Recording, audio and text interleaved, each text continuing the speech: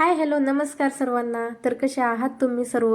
आशा करते की तुम्ही सर्व मजेत असाल. तर आपल्या चॅनलमध्ये म्हणजेच दीदीज होम किचनमध्ये तुम्हा सर्वांचे मनापासून स्वागत करते. तर तुम्हाला थंबनेल पाहून तर कळालंच असेल की आज आपण बनवणार आहोत हिरव्या मिरचीचं मिरचू. तर मी इथे ज्या पिवळ्यावाल्या मिरच्या असतात ना त्या घेतलेल्या आहेत. म्हणजे ह्या मिरच्या थोड्याशा कमी तिखट असतात. हव्या तर तुम्ही त्या गावरानवाल्या सुद्धा घेऊ शकता. त्या थोड्याशा जास्त तिखट असतात. थोड्याशा म्हणण्यापेक्षा फारच तिखट असतात. आणि आता मी ह्या मिरच्या इथे 2 ते 3 पाण्याने स्वच्छ धुवून घेते, जेणेकरून तिला धूळ वगैरे माती असते त्यामुळे. तर मी इथे 2 ते 3 पाण्याने स्वच्छ धुवून घेतलेले आहेत.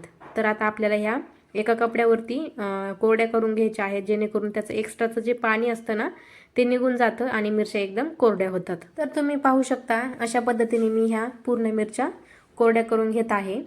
तर आता आपल्याला काय करायचं आहे, एक मिक्सरचं भांडं घ्यायचं आहे. मी इथे सर्वात जे छोटं भांडं असतं ना मिक्सरचं ते भांडं घेतलेलं आहे.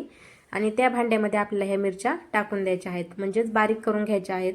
तर मी त्या हाताने बारीक तुकडे करून घेते. काय ह्या मिरच्या ना खूपच लांब लांब आहेत, त्या पूर्ण भांड्यामध्ये बसना गेल्या, त्यामुळे मी ह्याचे छोटे छोटे तुकडे करून आपल्याला त्याच्यामध्ये पूर्ण त्या घालायच्या आहेत. तर मी इथे अशा पद्धतीने हाताने तुकडे करून घेतलेले आहेत. हवं तर तुम्ही बत्तीने कट करून घेऊ शकता. तर आता आपल्याला त्याच्यामध्ये घालायचं आहे लसूण. तर मी इथे पूर्ण एक जी कांडी असते ना लसणाची ती पूर्ण मी सोलून घेतलेली आहे आणि ती त्या मिरच्यामध्ये टाकलेली आहे.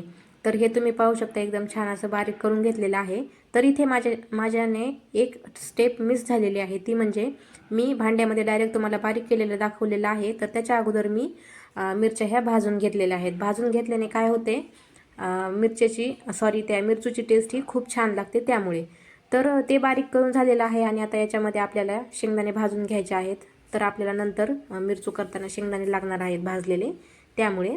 तर तुम्ही पाहू शकता शेंगदाणे मी इथं थंड होण्यासाठी बाजूला काढून ठेवलेले आहेत. तर चला आता सुरुवात करूया आपल्या रेसिपीला. तर मी इथे आता गॅसवरती कढई ठेवली आणि त्याच्यामध्ये मी 3 ते 4 पळ्या तेल घालते. हवं तर तुम्ही कमी जास्त सुद्धा घालू शकता, पण मिरचू करताना काय करायचं, तेल थोडंसं जास्तच घालायचं, जेणेकरून काय होतं मिरचू हे तिखट लागत नाही त्यामुळे. तर तेल छान गरम होऊ दिलं, त्याच्यामध्ये 1 चमचाभर जिरे घातले. जिरे छान तडतडून घेतले आणि नंतर त्याच्यामध्ये जे आपण हिरवी मिरची आणि लसूण मिक्सरमधून काढून घेतलेला होता तो त्याच्यामध्ये टाकला. तर तुम्ही पाहू शकता एकदम छान असा तडका बसलेला आहे त्याला.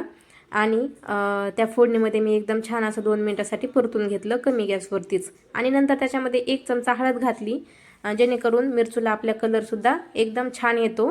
हळद घातल्यानंतर सुद्धा आपल्याला कमी गॅसवरती 2 मिनिटासाठी परतून घ्यायचं आहे. तर तुम्ही पाहू शकता एकदम छान असं आपलं हे मिरचू परतलेलं आहे. तर आता काय करायचं आहे, आपण जे इकडे शेंगदाणे घेतलेले होते ना भाजून, ते आपल्याला एकदम ओबडधोबड असे कुटून घ्यायचे आहेत. तर तुम्ही पाहू शकता अशा पद्धतीने मी इथे हे शेंगदाणे बारीक करून घेतलेले आहेत उकळीमध्येच. हवं तर तुम्ही मिक्सरला सुद्धा फिरवून घेऊ शकता, पण मी इथे उकळीमध्येच बारीक करून घेतलेले आहेत. तर थोडासा मोठाच ठेवायचा शेंगदाण्याचा कूट ओबडधोबडच, जेणेकरून काय होतं दाताखाली शेंगदाण्याचा कूट आला ना मिरचूसुद्धा एकदम टेस्टी लागतं खायला. तर आता याच्यामध्ये मी पूर्ण ते शेंगदाण्याचं कूट मिरचूमध्ये टाकलेलं आहे त्या मिरच्यामध्ये. आणि 2 मिनिटासाठी आपल्याला हे शेंगदाण्याचं कूट आणि मिरच्या दोन्ही पण परतून घ्यायचं आहे. अशा पद्धतीने तुम्ही पाहू शकता. तर आता याच्यामध्ये मी घालते चवीनुसार नमक. तर मी इथे 1.5 चमचा नमक घातलेला आहे आणि भरपूर अशी कोथिंबीर घातलेली आहे. तुमच्याकडे असेल तर घाला, नसेल तर नाही घातली तरी पण चालते, पण माझ्याकडे होती आणि मिरचूमध्ये कोथिंबीर घातली तर खूप छान सुद्धा लागते मिरचू त्यामुळे. तर कमी गॅसवरतीच पुन्हा आपल्याला 1 मिनिटभर हे टाकल्यानंतर आपल्याला छान असं मिक्स करून घ्यायचं आहे आणि परतून घ्यायचं आहे. तर अशा पद्धतीने मी परतून घेतलेलं आहे, तुम्ही पाहू शकता. तर आता आपल्याला याच्यामध्ये घालायचं आहे दही. तर मी इथे एकदम ताजं फ्रेश दही घेतलेलं आहे. जास्त आंबट पण घ्यायचं नाही, नाहीतर मग काय होतं मिरचू लवकर खराब होतं त्यामुळे. तर मी इथे 2 चमचे दही घातलेलं आहे. आणि दही घातल्यानंतर काय करायचं, थोडंसं आपल्याला त्याच्यामध्ये पाणीसुद्धा घालायचं आहे, जेणेकरून मिरचू हे आपलं करपत नाही. नुसतं दही घातल्याने काय होतं टेस्टसुद्धा एवढी छान लागत नाही.